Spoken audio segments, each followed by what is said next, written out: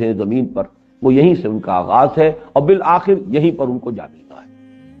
البتہ انسانی زندگی، اصل زندگی وہ ہے کہ جو آخرت کی ہے، وَإِنَّ دَارَ الْآخِرَةَ لَهِيَ الْحَيَوَانُ لَوْ كَانُوا يَعْلَمُونَ، اس میں ابدیت بھی ہے اور اس میں پھر دوام ہے۔ وَفِي الْآخِرَةِ عَذَابٌ شَدِيدٌ وَمَغْفِرَةٌ مِّنَ اللَّهِ وَرِضْوَانٌ وَمَا الْحَيَاةُ الدُّنْيَا إِلَّا مَتَاعُ الْغُرُورِ۔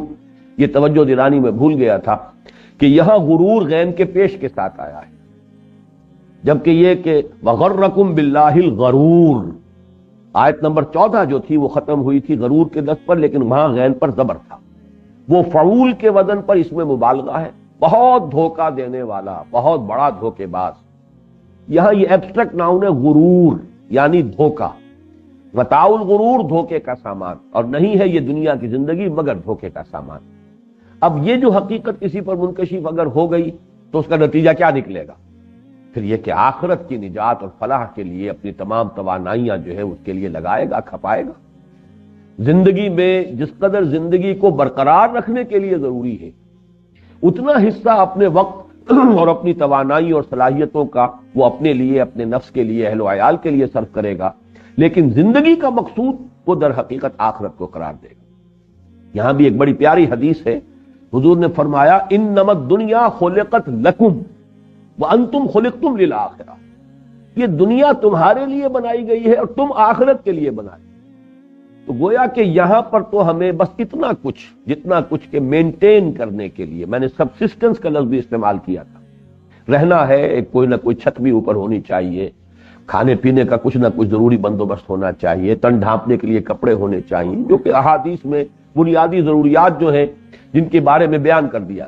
اب اس میں اسراف ہو رہا ہے، ساری توانائیاں اسی میں صرف ہو رہی ہیں، محل بن رہے ہیں اور سارے ساز و سامان جمع کیے جا رہے ہیں، ڈیکوریشن پیسز لا لا کر سجائے جا رہے ہیں، یہ سب در حقیقت اپنی ان توانائیوں اور قوتوں اور اوقات کا ضیاع ہے جو ہو رہا ہے۔ اگر مقصود آخرت تو اپنی توانائیوں کو لگانا ہے، کھپانا ہے، وہ ہے سابقوا الی مغفرۃ من ربکم وجنۃ عرضھا کعرض السماء والارض اعدت للذین آمنوا باللہ ورسلہ ذلک فضل اللہ یؤتیہ من یشاء واللہ ذو الفضل العظیم۔ یہ دونوں آیتیں نسبتاً طویل تر آیات ہیں اور ان پر مضمون مکمل ہو گیا۔ ہم یہ بھی کہہ سکتے ہیں کہ اگلا حصہ جو ہے اس کے بعد کی 3 آیات پھر آیت نمبر 25 کے ساتھ جمع ہو کر ایک پورا سیکشن بن رہا ہے، اور وہ یہ ہے کہ آیت نمبر 25 میں چونکہ ایک انقلاب کا تصور آئے گا جو کہ کلائمیکس ہے اس سورہ مبارکہ کا، اس اعتبار سے اس انقلابی جد و جہد کے لیے ظاہر بات ہے تکلیفیں جھیلنی پڑتی ہیں، جان اور مال کی قربانیاں دینی پڑتی ہیں، یہاں تک کہ وہ وقت بھی آتا ہے کہ انسان نقد جان ہتھیلی پر رکھے میدان میں آئے، سرفروشی کے بغیر، جان فشانی کے بغیر، جانے دیے بغیر، خون دیے بغیر دنیا میں آج تک کوئی انقلاب نہیں آیا۔ کوئی نظام عدل و قسط قائم کرنے کے لیے تو وہ سارے مراحل میں سے گزرنا ہوگا۔ اگر حضور صلی اللہ علیہ وسلم اور آپ کے ساتھی صحابہ کرام مستثنا نہیں ہے، حضور کو اگر پتھر بھی اپنے جسم اطہر پر سہنے پڑے ہیں، وہ آپ کو بھی اگر آپ کا خون جو ہے وہ 2 مرتبہ تو ہمیں معلوم ہے تاریخ میں کہ صحیح روایات کے اعتبار سے آپ کا خون جو ہے وہ طائف کی سرزمین میں بھی جذب ہوا ہے اور آپ کا خون جو ہے وہ دامن احد میں بھی جذب ہوا ہے، آپ مجروح بھی ہوئے ہیں، آپ پر غشی بھی طاری ہوئی ہے، اور سینکڑوں صحابہ ہیں جن کی جانوں کا نذرانہ پیش کیا ہے حضور نے، تب کہیں وہ دین کا غلبہ ہوا ہے اور نظام عدل و قسط قائم ہوا ہے۔ اس لیے گویا کہ تمہید کے طور پر بھی ہم یہ کہہ سکتے ہیں کہ ان آیات میں جو بتایا جا رہا ہے تکالیف جو آتی ہیں، آدمی بالکل انرٹ زندگی بسر کر رہا ہو، پیسو زندگی بسر کر، تب بھی تکلیف آ سکتی ہے، کوئی کینسر ہو سکتا ہے، کوئی اور مصیبت آ سکتی ہے، کوئی اور حادثہ ہو سکتا ہے، اس میں جان جا سکتی ہے، یہ جان تو جانی ہی ہے ہر حال میں، اور مصیبتیں جو ہیں ان سے بچنے کی یہاں پر کسی کے پاس کوئی ضمانت نہیں ہے۔ تو کیوں نہ انسان وہ خطرات جو ہے وہ خود آگے بڑھ کر ایکٹیولی کسی مقصد کے لیے، زندگی کے کسی اعلیٰ تر نصب العین کے لیے انسان جو ہے وہ اپنی زندگی کھپائے اور اس کے لیے خطرات جو ہے ان کو مول لے، فی الواقع ان کا رسک لے۔ تو اس اعتبار سے یہ 3 آیتیں یہ ان 2 آیتوں کے ساتھ بھی ملتی ہیں مضمون کے اعتبار سے، اور اس جو آخری 5ویں آیت جو ہے کہ جو 6ٹھی آیت ہے اس سلسلے، اس رکوع کی آخری آیت 25ویں آیت، اس کے ساتھ بھی جوڑتی ہے۔ تو اس حوالے سے اب اس پر دوبارہ غور کر لیجئے، اگرچہ ہم ان آیتوں کا مطالعہ کر چکے ہیں۔ ما صاب من مصیبت فی الارض ولا فی انفسکم، نہیں پڑتی کوئی پڑھنے والی کوئی مصیبت، کوئی بھی ناگوار صورتحال، کوئی تکلیف دہ صورت، نہ زمین میں کسی بڑے پیمانے پر، نہ ذاتی اعتبار سے تمہاری جان میں، الا فی کتاب، مگر یہ کہ وہ اللہ کے علم میں ہے۔ یہ کتاب سے مراد اللہ کا علم قدیم ہے، پہلے سے معین ہے، ہونا ہے۔ من قبل ان نبراہا، اس کے حوالے سے میں نے عرض کر دیا، علم قدیم میں ہر شے پہلے سے موجود تھی۔ یہ وجود علمی، جب شے وہ ظاہر ہوتی ہے، خارج میں آ جاتی ہے، تو وہ گویا کہ اس کا وجود ہے، جس کو کہ ہم مادی یا عملی وجود کہتے ہیں۔ تو من قبل ان نبراہا ان ذلک علی اللہ یسیر، اس کا نتیجہ کیا نکلنا چاہیے؟ لکہ لا تاسو علی ما فاتکم، یہ تاسو ہے اسیہ یا عطا، افسوس کرنا۔ تو میں نے اس میں بڑی وضاحت سے عرض کیا ہوا ہے سورہ تغابن کے درس میں کہ ایک طبعی ہوتا ہے اثر، کسی چونٹی نے کاٹا اور آپ کے ہاتھ میں جنبش ہوئی، آپ نے ہاتھ ہٹا لیا کہ کیا ہوا؟ ریفلیکس ایکشن ہے۔ اس درجے میں کسی شے پر، انسان پر کوئی رد عمل طاری ہو جائے تو یہ اس کے منافی نہیں ہے جو بات یہاں کہی جا رہی ہے۔ جیسے کہ حضور صلی اللہ علیہ وسلم کے صاحبزادے حضرت ابراہیم جب عالم نزع میں تھے، آپ کی آنکھوں میں آنسو آ گئے۔ بعض صحابہ نے سوال بھی کیا، حضور آپ کی آنکھوں میں آنسو؟ آپ نے فرمایا یہ تو اللہ تعالیٰ کی رحمت ہے، یہ شفقت جو اللہ نے دل میں رکھی ہوئی ہے، یہ اس کا ظہور ہے، لیکن ہم کہیں گے وہی کچھ کہ جو اللہ کو پسند ہے، ہم اس پر راضی برضائے رب۔ کوئی شکوہ اور شکایت کا کلمہ زبان پر نہ آئے، رضائے حق پہ راضی رہ، یہ حرف آرزو کیسا؟ خدا مالک، خدا خالق، خدا کا حکم تو کیسا؟ تفصیل سے میں یہ بیان کر چکا ہوں سورہ تغابن میں کہ در حقیقت یہ مقام رضا جو اقبال کہتے ہیں کہ بروں کشید ز پیچا کے ہست و بود مرا، کہ اگدہا کے مقام رضا کشود مرا۔ اللہ کی رضا پر راضی رہنے کا معاملہ جو ہے، یہ در حقیقت ایمان کے ثمرات میں سے چوٹی کا ثمرہ ہے۔ تکلیف آئی ہے تب بھی اس کا اثر ہوگا، اس کا یقیناً ہوگا، لیکن اس سے زیادہ آپ کے اعصاب پر، آپ کے احساسات پر اس کی چھاپ نہ پڑنے پائے۔ ٹھیک ہے، اللہ کی طرف سے ہے، جو بات ہوئی ہے اللہ کے کوئی نہ کوئی سے خیر ہی اللہ کو منظور ہوگی۔ ہم شارٹ سائٹڈ ہیں، ہم نہیں دیکھ سکتے۔ اللہ تعالیٰ جانتے، انک تعلم ولا نعلم، یہ جو دعا ہے، جو دعا استخارہ، فانک تعلم ولا نعلم، اے اللہ تو جانتا ہم نہیں جانتے، وتقدر ولا نقدر، تجھے ہر شے کی قدرت حاصل ہے، ہمیں قدرت حاصل ہے، ہم تو جو تیرا فیصلہ اس پر آتے۔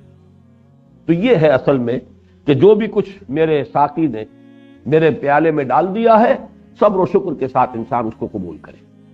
لکہ لا تاسو علی ما فاتکم، جو چیز ہاتھ سے جاتی رہے، چھن جائے، اس پر افسوس نہ کیا کرو۔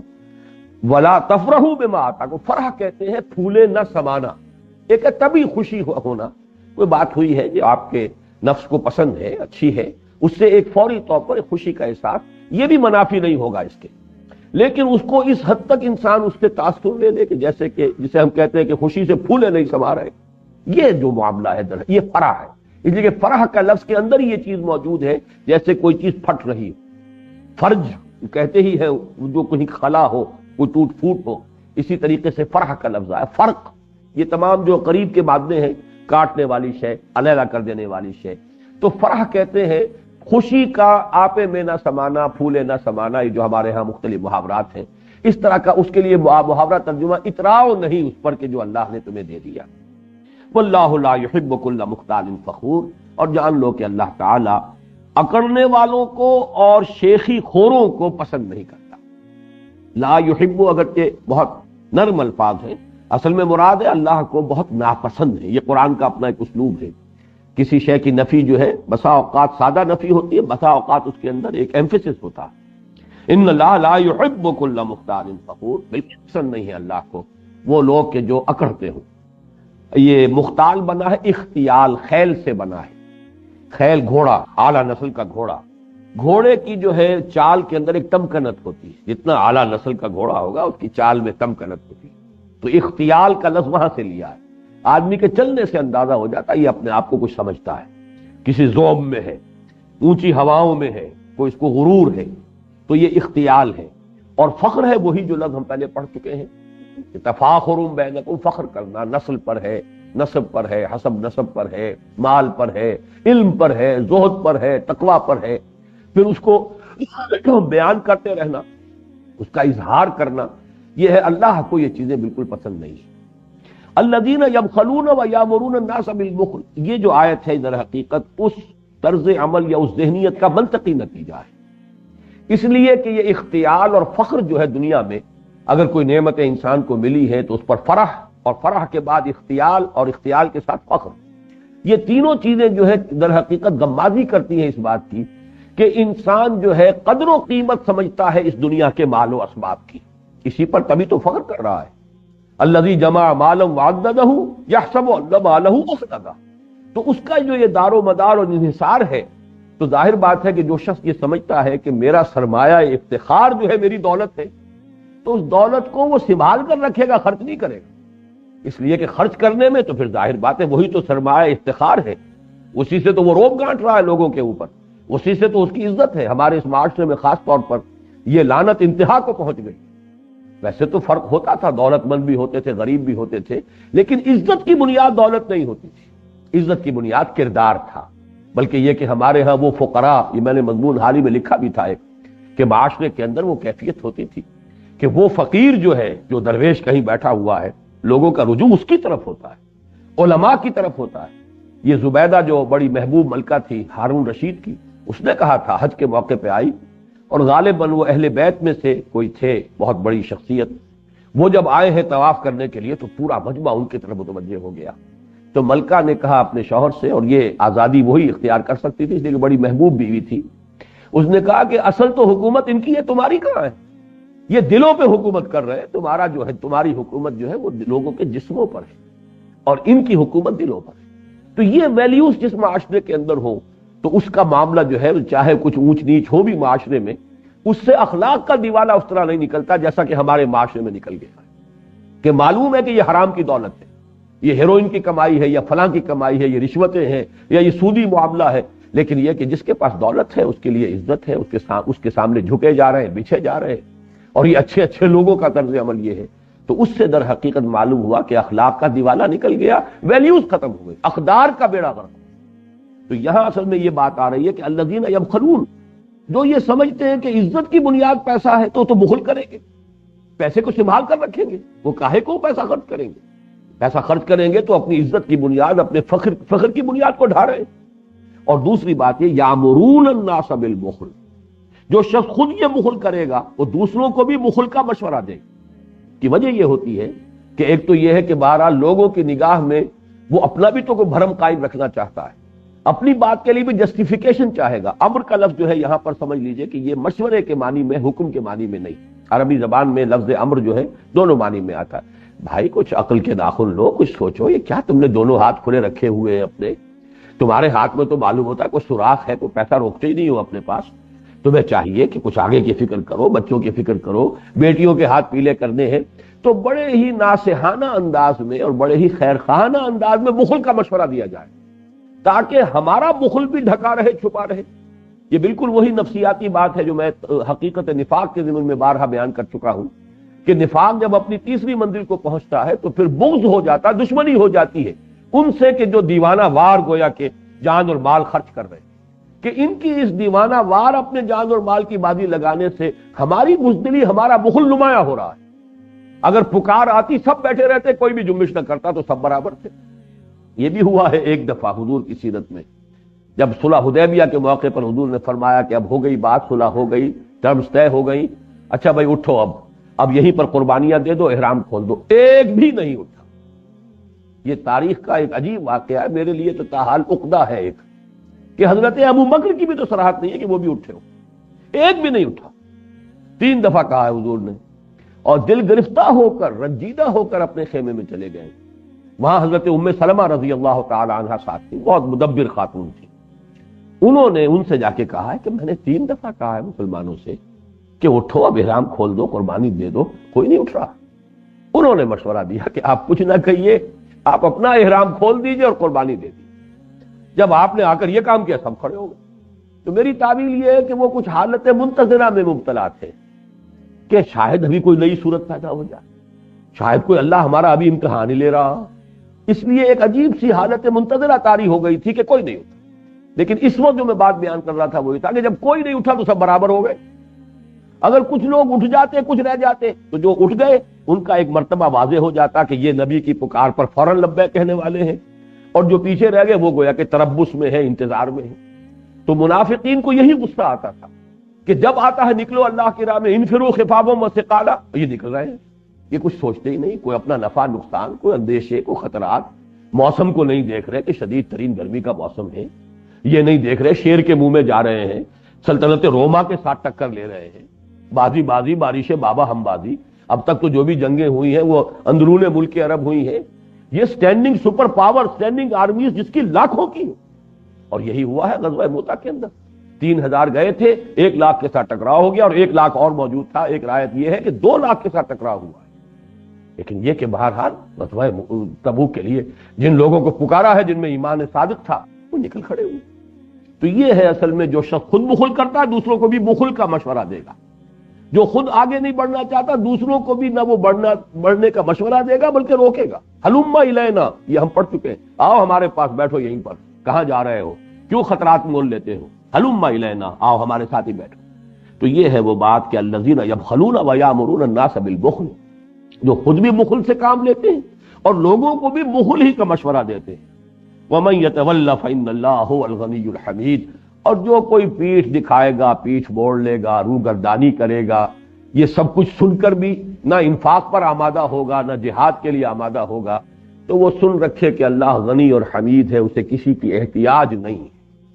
کوئی یہ نہ سمجھے کہ وہ نہیں کرے گا تو کام ہوگا نہیں، کوئی یہ نہ سمجھے کہ یہ انہی کے اٹھائے یہ چھپر اٹھا ہوا ہے۔ اللہ تو غنی ہے، حمید ہے، اگر تم نہیں آؤ گے اللہ کسی اور قوم کو لے آئے گا۔ ان تتولوا یستبدل قوما غیرکم ثم لا یکونوا امثالکم، اس پر سورہ محمد ختم ہوئی ہے صلی اللہ علیہ وسلم۔ اگر تم روگردانی کرو گے، پیٹھ دکھا دو گے، تمہیں ہٹائے گا اللہ کسی اور قوم کو لے آئے گا۔ اللہ تعالیٰ کے خزانوں میں کمی نہیں۔ ومن یتول فإن اللہ هو الغنی الحمید۔ تو یہاں وہ 5 آیتیں مکمل ہو گئی جس کو میں نے ایک حصہ پہلے قرار دیا تھا، اور یہ بھی ہو سکتا ہے کہ پہلی 2 آیتوں کو اس رکوع، تیسرے رکوع کی اس کو ایک مستقل حصہ مانا جائے۔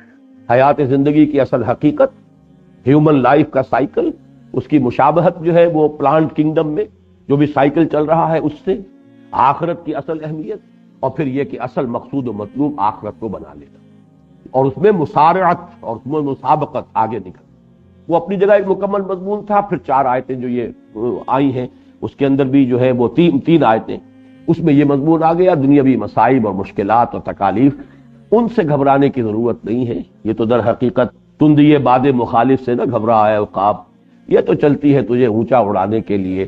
یہ مشکلات اور مصائب جو 5واں حصہ ہم پڑھ چکے ہیں، یہ تو اس لیے اللہ تعالیٰ کی طرف سے آزمائشیں آتی ہیں کہ ایک تو تمہارے اندر اگر کوئی کھوٹ کہیں ہے تو وہ دھل جائے، پاک ہو جائے، صاف ہو جائے، تاکہ تمہیں پوری طریقے سے زر خالص بنا لے اللہ تعالیٰ، لیمحصکم، تاکہ تمہیں بالکل پاک کر دے، صاف کر دے۔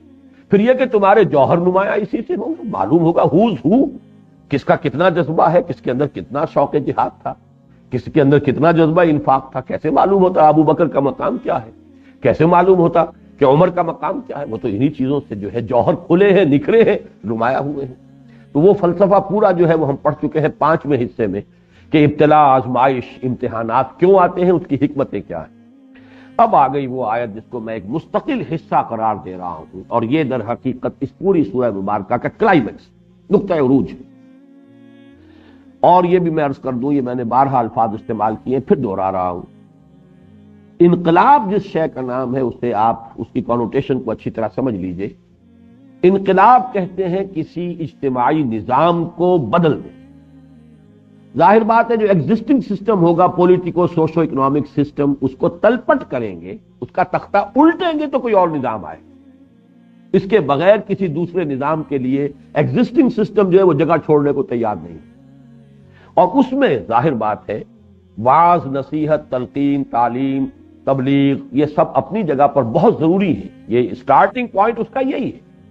لیکن اس کے بعد ایک مرحلہ آتا ہے کہ جہاں طاقت استعمال کرتی، اس لیے کہ تلقین، وعظ، نصیحت، دعوت، تبلیغ سے جو نیک سرشت لوگ ہوتے ہیں تمام طبقات کے اندر، وہ کھینچ آئیں گے، جیسے کہ میگنیٹ ہوتا ہے وہ کھینچ لیتا ہے، جو بھی لوہ چون جو ہے وہ اس کے ساتھ مل جائے گا اور مرادہ رہ جائے گا۔ لیکن وہ مرادہ جو ہے وہ لوگ ہیں کہ جن کا ویسٹڈ انٹرسٹ ہے، جن کے مفادات ہیں، ہمارے معاشرے میں جاگیردار ہے، اس کا ایک اپنا مقام ہے، وہ اصل مالک ہے، پورے علاقے کا مالک ہے، وہ بادشاہ ہے، باقی لوگ جو بس رہے ہیں وہاں پہ وہ اس کی کمی ہے، کاری ہے، وہ تو اس کی رعیت ہے، وہ کبھی بھی اس کو برداشت نہیں کر سکتے کہ جاگیردارانہ نظام ختم ہو جائے۔ اس کے لیے ظاہر بات ہے کہ بالآخر طاقت کا استعمال ناگزیر ہے۔ یہ بات جو ہے اصل میں کہتے ہوئے انسان جھجکتا ہے، یہ بات اچھی نہیں ہے، قتل و خون، قتل و غارت گری کو اچھی بات نہیں ہے، طاقت کا استعمال، اسلحہ کا استعمال کو اچھی بات نہیں ہے، بڑی ٹھنڈی ٹھنڈی کوئی بات ہو جائے اور بڑے ہی آسانی کے ساتھ صرف دعوت و تبلیغ سے کوئی انقلاب آ جائے، بہت اچھا ہے، فبہا۔ لیکن یہ ہے کہ قرآن مجید نے جس طرح اس ایک آیت میں اس تلخ حقیقت کو عریاں انداز میں بیان کیا تاکہ کوئی اشتباہ نہ رہ جائے، بالکل بات واضح ہو جائے، پورا انقلابی عمل جو ہے آپ کو اس آیت کے اندر مل جائے گا۔ اب اس کے ایک ایک لفظ پر غور کیجیے اور یہ بھی ذہن میں رکھیے کہ اس ایک آیت کی پوری تشریح ہے جو سورہ صف میں آئی ہے۔ سورہ صف کی 14 آیات در حقیقت اس ایک آیت کی شرح پر اور اس تفصیل پر مشتمل، اور سورہ صف چونکہ ہم پڑھ چکے ہیں ذہن میں رکھیے، شروع میں ڈانٹ ڈپٹ آئی، یا ایھا الذین آمنوا لم تقولون ما لا تفعلون کبر مقتا عند اللہ ان تقولوا ما لا تفعلون ان اللہ یحب الذین یقاتلون فی سبیلہ صفا کانہم بنیان مرصوص۔ اہل ایمان کیوں کہتے ہو جو کرتے نہیں؟ سن لو، تمہارا یہ طرز عمل، ایمان کے دعوے، زبان سے بڑی اللہ کی محبت، رسول کی محبت کے دعوے، اور عمل اس کے منافی، یہ اللہ کے غضب کو بھڑکانے والی شے۔ اللہ کو تو محبوب ہے وہ بندے جو اس کی راہ میں جنگ کرتے ہیں صفیں باندھ کر گویا کہ سیسا پلائی ہوئی دیوار۔ قتال سے شروع ہوئی یہ سورت، پھر چند آیات میں اہل کتاب کا تذکرہ آیا، یہ گویا کہ شرح ہوئی اس کی وَلَا يَكُونُوا كَالَّذِينَ أُوتُوا الْكِتَابَ مِن قَبْلُ فَطَالَ عَلَيْهِمْ الْأَمَدُ فَقَسَتْ قُلُوبُهُمْ۔ اس کی شرح وہاں آ رہی ہے کہ انہوں نے کیا کیا حضرت موسیٰ علیہ السلام کے ساتھ، کیا کیا انہوں نے حضرت عیسیٰ کے ساتھ، کیا کر رہے ہیں اب محمد کے ساتھ صلی اللہ علیہ وسلم۔ یہ ان کا طرز عمل یہود کا۔ اس کے بعد آیت آ گئی هُوَ الَّذِي أَرْسَلَ رَسُولَهُ بِالْهُدَىٰ وَدِينِ الْحَقِّ لِيُظْهِرَهُ عَلَى الدِّينِ كُلِّهِ۔ وہی ہے اللہ جس نے بھیجا ہے اپنے رسول کو صلی اللہ علیہ وسلم الہدا اور دین حق دے کر، تاکہ غالب کرے اسے کل کے کل دین پر، پورے نظام زندگی پر یا تمام ادیان پر، اور چاہے یہ کتنا ہی ناگوار اور ناپسند ہو مشرکوں کو، ان کے الرغم یہ کرنا ہے۔ لیکن کریں گے کیسے؟ اہل ایمان آئیں گے میدان میں، جانیں انہیں دینی ہوگی۔ یا ایھا الذین آمنوا هل ادلکم علی تجارۃ تنجیکم من عذاب علیم۔ اہل ایمان کیا تمہاری رہنمائی کروں اس تجارت کی طرف، اس سودے کی طرف جو دردناک عذاب سے چھٹکارا دلا دے؟ جہنم سے بچنا چاہتے ہو تو تؤمنون باللہ ورسولہ وتجاہدون فی سبیل اللہ باموالکم وانفسکم۔ یہاں جہاد آگے، پختہ ایمان رکھو اللہ پر، اس کے رسول پر، جہاد کرو اس کی راہ میں اپنی جانوں اور مالوں کے ساتھ۔ ذالکم خیر لکم ان کنتم تعلمون، یہی تمہارے حق میں بہتر ہے۔ اس بہتری کی پھر وضاحت کی گئی، ایک اخروی جو اللہ کے وعدے ہیں، یغفر لکم ذنوبکم ویدخلکم جنات تجری من تحتها الانہار ومساکن طیبۃ فی جنات عدن ذالک الفوز العظیم۔ اصل کامیابی تو وہی ہے، اس لیے کہ مقصود اصلی تو آخرت ہے، اصل زندگی آخرت ہے۔ البتہ ایک اضافی وعدہ یہ بھی ہے، اخری تحبونہا نصر من اللہ وفتح قریب۔ اللہ تعالیٰ کی طرف سے اب مدد آیا چاہتی ہے اور فتح تمہارے قدم چوما چاہتی ہے۔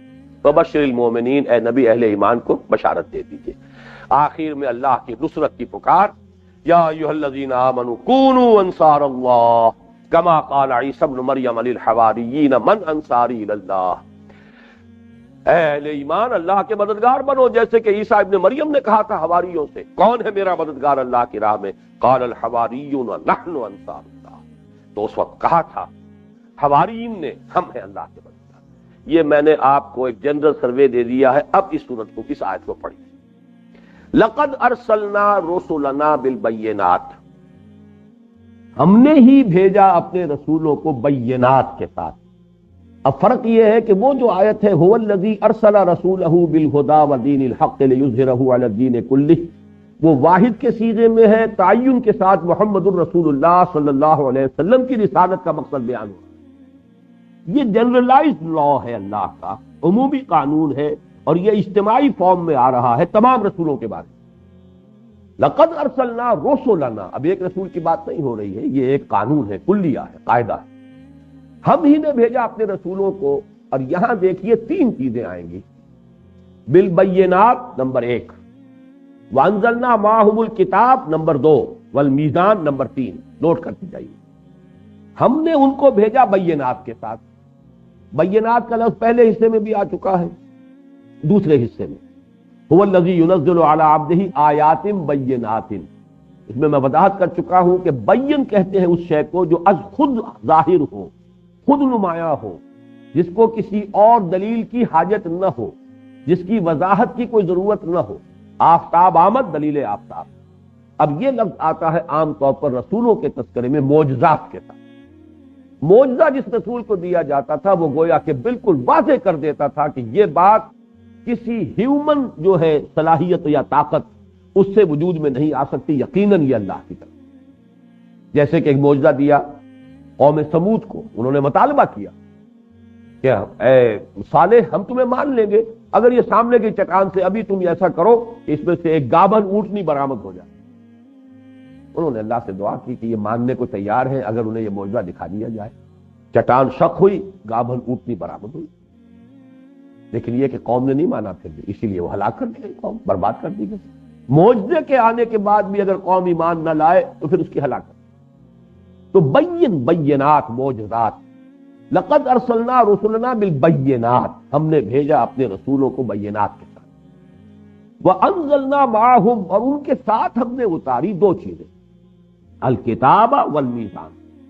کتاب اتاری، میزان اتاری. کتاب کا لفظ تو عام فہم ہے، بالکل واضح ہے، سب سمجھ جائیں گے، جیسے حضرت موسیٰ کو تورات دی گئی. لیکن یہاں میزان سے مراد کیا ہے؟ میزان وزن سے اس میں آلہ ہے، مفزان. اصل میں مفزان ہے، یہ وزن سے بنا ہے، مفعال کے وزن پر. واو جو ہے یہاں پر یا کی شکل اختیار کر گیا، میزان. وزن کرنے کا آلہ ترازو، اسے میزان کہتے ہیں. لیکن توازن جو ہے کئی قسم کا ہے. جیسے کہ سورہ رحمان کے میرے درس میں نے پڑھی وضاحت کے ساتھ بیان کیا تھا، ایک آفاقی بیلنس ہے اس کائنات کے اندر، ان کروں کے درمیان ایک بیلنس ہے. وَالسَّمَاءَ رَفَعَهَا وَوَضَعَ الْمِيزَانَ أَلَّا تَطْغَوْا فِي الْمِيزَانِ. در حقیقت یہاں جو مراد ہے جو ہے وہ بیلنس ہے جو ان کروں کے درمیان.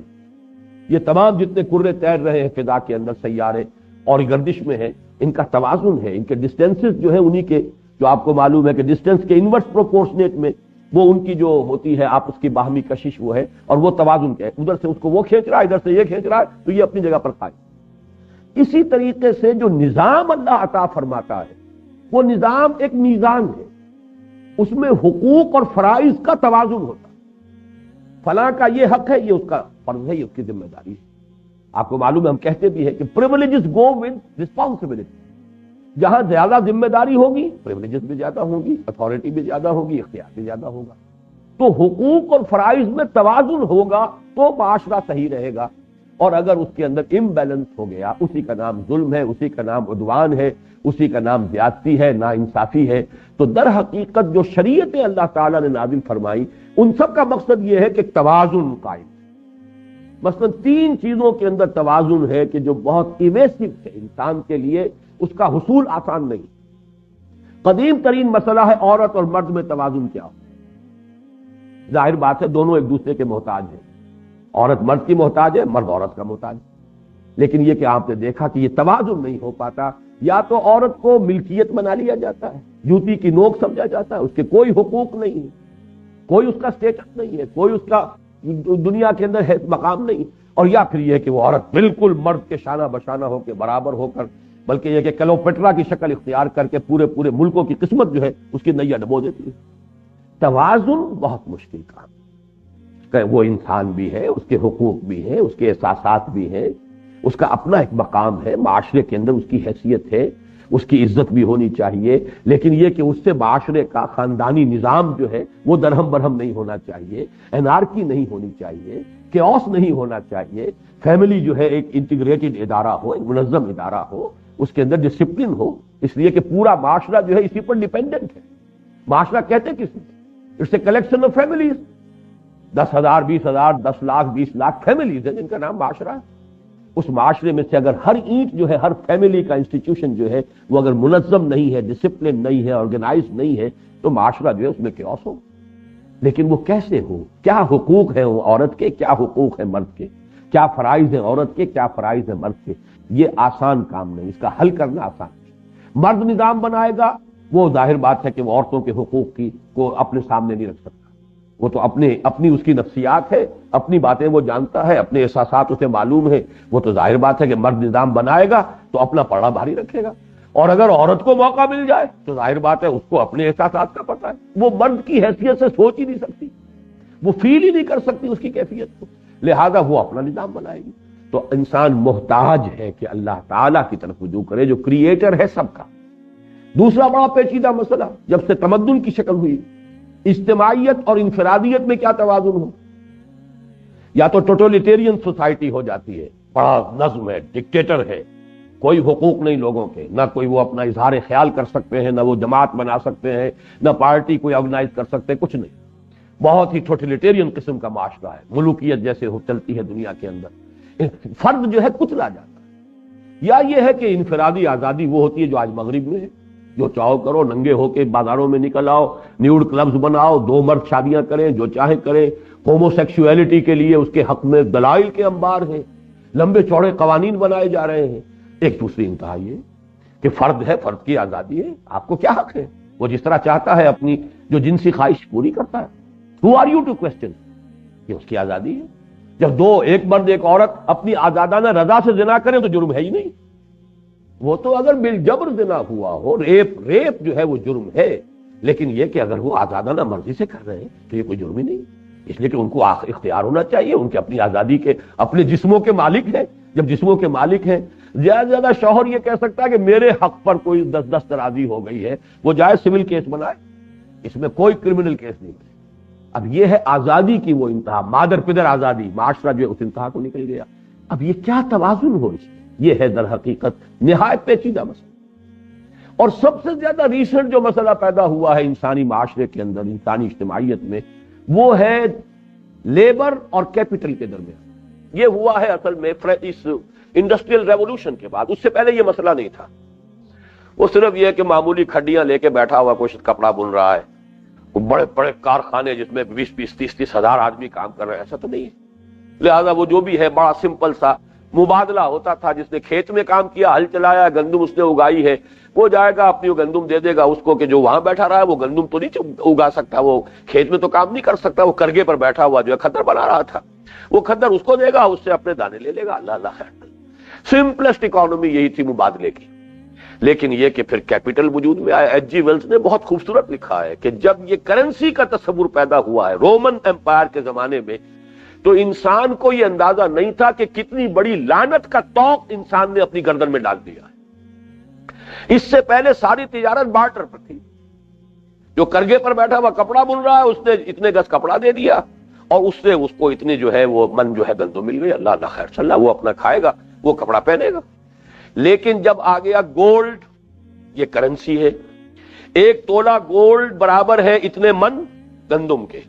جس نے اپنے پاس گولڈ رکھ لیا، گویا کہ اس کے پاس طاقت ہے مارکیٹ کو جب چاہے گا وہ ڈیسٹیبلائز کر دے گا، جب چاہے گا خرید لے گا بے شمار جو ہے وہ گیہوں اور قیمت بڑھا دے گا، جب چاہے گا ریلیز کر دے گا، قیمت کم کر دے گا۔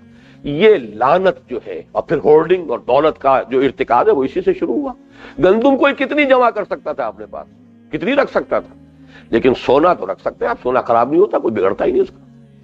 تو یہ لعنت، یہ الفاظ ایچ جی ویلز کے ہیں کہ انسان کو اندازہ نہیں تھا کہ کتنی بڑی لعنت کا طوق وہ اپنے گردن میں ڈال رہا ہے اس کرنسی کے تصور سے۔ اور اس کرنسی کے بعد پھر جو لعنتیں آئی ہیں پیپر کرنسی، اس نے تو گویا کہ آج پوری نوع انسانی کی جو اکانومی جو ہے وہ اس طرح سے ہے جیسے کہ شیش محل ہو، لو سانس بھی آہستہ کہ نازک ہے بہت کام آپ کی اس کارگہ شیشہ گری کا۔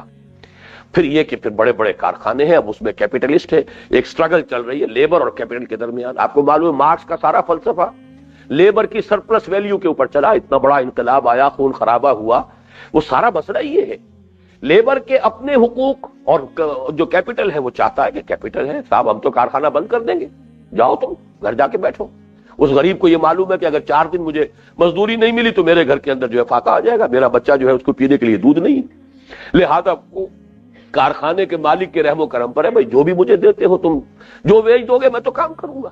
یہ ایکسپلائٹیشن کی بدترین شکل جو ہے وہ سرمایہ داری کی صورت میں چلی۔ یہ ہے اصل میں 3 پرابلمز جن میں توازن، میزان، جن میں حقوق اور فرائض کے مابین بیلنس، یہ ہے کہ جو سوائے اللہ کے کوئی نہیں دے سکتا۔ یہ ہے اصل حقیقت، جس کو اگر لوگ سمجھ لیں تو شریعت کی عظمت اور شریعت کی اہمیت سامنے آئے گی۔ اس لیے شریعت کو کہا گیا میزان۔ یہ میزان ترازو مراد یہاں نہیں ہے کہ اللہ نے آسمان سے ترازو اتاری، بلکہ یہ کہ اس نے کتاب اتاری، کتاب کے ساتھ وہ شریعت کا جو نظام اتارا ہے وہ ہے حقوق و فرائض کا ایک متوازن، بیلنسڈ، منصفانہ، عدل و قسط پر مبنی نظام جو اس نے عطا کیا۔ اب اس آیت کو پڑھیے، لقد ارسلنا رسلنا بالبینات، ہم نے بھیجا اپنے رسولوں کو معجزات کے ساتھ، براہین کے ساتھ، اور ان کے ساتھ دو چیزیں اتاری، کتاب اور میزان، شریعت، اس کا نظام۔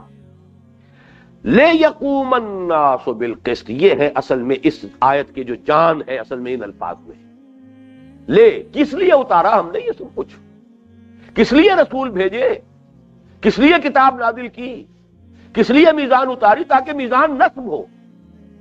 یہ نہیں کتاب کی تلاوت کر رہے ثواب لے رہے، یہ کتاب اس لیے آئی تھی اسے قائم کرو، یہ میزان اس لیے دی گئی کہ میزان نصب ہو۔ جیسے کہ حضرت ابو بکر صدیق نے فرمایا تھا جب بیعت خلافت ہوئی ہے، لوگوں تم میں سے جو قوی ہے میرے نزدیک ضعیف ہوگا جب تک کہ اسے حق وصول نہ کر، اور جو ضعیف ہے وہ قوی رہے گا جب تک کہ اسے اس کا حق دلا نہ دے۔ یہ ہے اصل میں وہ نظام عدل و قسط قائم کرنے کے لیے۔ اسی کے لیے حضور سے فرمایا گیا، اے نبی کہہ دیجئے وَأُمِرْتُ لِأَعْدِلَ بَيْنَكُمْ، دیکھو مجھے کوئی واعظ نہ سمجھنا جو واعظ کہتا ہے بس ٹھنڈا ٹھنڈا واعظ کہا، میٹھی میٹھی باتیں کہیں، کچھ جو ہے ہار گلے میں ڈلوائے، کچھ جو ہے حلوے مانڈے کھائے اور آگے اگلے گاؤں گیا پھر وہاں واعظ کہا۔ میں وہ نہیں ہوں، معاذ اللہ معاذ اللہ، مجھے بھیجا گیا اس لیے کہ میں عدل قائم کروں۔ امرت لأعدل بینکم، مجھے حکم ہوا تمہارے مابین عدل کروں۔ یہ ظاہر بات ہے کہ عدل کا مطلب کیا ہے، جو اپنے حق سے زائد لے رہا ہے اس شیر کے منہ میں سے نوالا نکالیں گے تو عدل ہوگا نا، اور وہ پسند کرے گا، اس کو وہ ریزنٹ کرے گا۔ یہ معاملہ جو ہے عدل کو قائم کرنا، یہ کوئی آسان کام تو نہیں ہے۔ یہ عدالت والا عدل نہ سمجھیے، عدالت والا عدل تو ہوتا ہے قانون جو بھی آپ کا رائج ہے اس کے تحت عدالت نے فیصلہ دے دینا، وہ قانون ہی نامنصفانہ ہے، وہ نظام ہی اصل میں جو ہے ظلم کے اوپر، استحصال کے اوپر اس کی بنیاد قائم ہے۔ آپ نے تو چور کو سزا دے دی، آپ کے پینل کوڈ میں لکھا ہوا چوری کرے گا اس کو یہ سزا ملے گی، لیکن یہ کہ وہ چوری جس نے کی ہے وہ جو ہے وہ ایکسپلائٹڈ کلاس میں سے تھا، اور اس نے جا کر کسی جاگیردار کا جو ہے اس کا گھر جو ہے اس کے اندر نقب لگائی ہے، لیکن جاگیردار کے پاس جو دولت ہے وہ جائز طریقے سے آئی تھی یا نہیں، یہ قانون عدالت اس سے بحث نہیں کر سکتی۔ عدالت تو صرف اس قانون کے تحت فیصلہ کرے گی کہ اس نے چوری کی ہے، مال اس کا تھا یہ لے گیا، اس نے چوری کی، اس کے اوپر سزا ہو جائے۔ اصل شے نظام ہے، نظام عادلانہ، وہ system, politico socio economic system based on social justice, یہ ہے لے یقوم الناس بالقسط۔ اس پر میں چاہتا ہوں کہ جتنا بھی آپ اس وقت پورے ایمفسس کو سمجھ سکیں اس کے، اس پر غور کیجئے۔ اس کے لیے چند حوالے میں دے دوں، یہ قسط کا معاملہ جو ہے کس طرح کا آیا ہے۔ سب سے پہلے ہمارے دین میں سب سے بڑی بات، سب سے پہلی بات کیا ہے؟ اللہ کی ذات و صفات، اللہ کی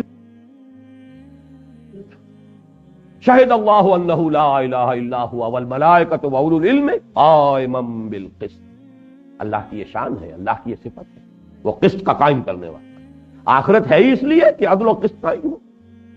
نمبر دو، رسول، رسالت، یہ رسالت کی شان یہ ہے، لقد ارسلنا رسلنا بالبینات، اور یہ جنرلائزڈ ایک اسٹیٹمنٹ ہے، تمام رسولوں کے بھیجنے کا مقصد یہی تھا، تمام کتابوں کے نزول کا مقصد یہی تھا، تمام شریعتوں کے نزول کا مقصد یہی تھا، لیقوم الناس بالقسط، تاکہ لوگ عدل اور قسط پر قائم۔ حضور کے لیے فرمایا امرت لأعدل بینکم، کہہ دیجئے ڈنکے کی چوٹ، میں اس لیے بھیجا گیا ہوں کہ عدل قائم کروں تمہارے بات۔ اس کے بعد آتا ہے مسئلہ امت کا، امت کے لیے جو بات کہی گئی ہے سورہ نساء اور سورہ مائدہ میں، صرف ترتیب بدل گئی ہے، ایک ہی بات، یا ایھا الذین آمنوا، آیت نمبر 135، یا ایھا الذین آمنوا کونوا قوامین بالقسط شہداء للہ ولو علی انفسکم او الوالدین والاقربین، اے ایمان کے دعوے دارو پوری قوت کے ساتھ قوام بن کر کھڑے ہو جاؤ، قسط کے، عدل کو نافذ کرنے والے، قائم کرنے والے، اور اللہ کے حق میں گواہی دینے والے۔ یہ شہادت کے ضمن میں یہ آیت میں نے کوٹ کی تھی، شہداء للہ، اللہ نے جو قانون دیا، نظام دیا، اس کے گواہ بن کر کھڑے ہو جاؤ، اس کو قائم کرو، چاہے یہ بات تمہارے اپنے خلاف جا رہی ہو، چاہے والدین کے، چاہے رشتہ داروں کے۔ تمہیں عدل کی بات کہنی ہے، عدل و انصاف کی بات ہے، یہ نہیں دیکھنا ہے کہ اس سے نقصان میرے خاندان کو پہنچ جائے گا یا میرے باپ کو پہنچ جائے گا یا میری ماں کو پہنچ جائے گا. جو بات عدل کی ہے وہ کرو.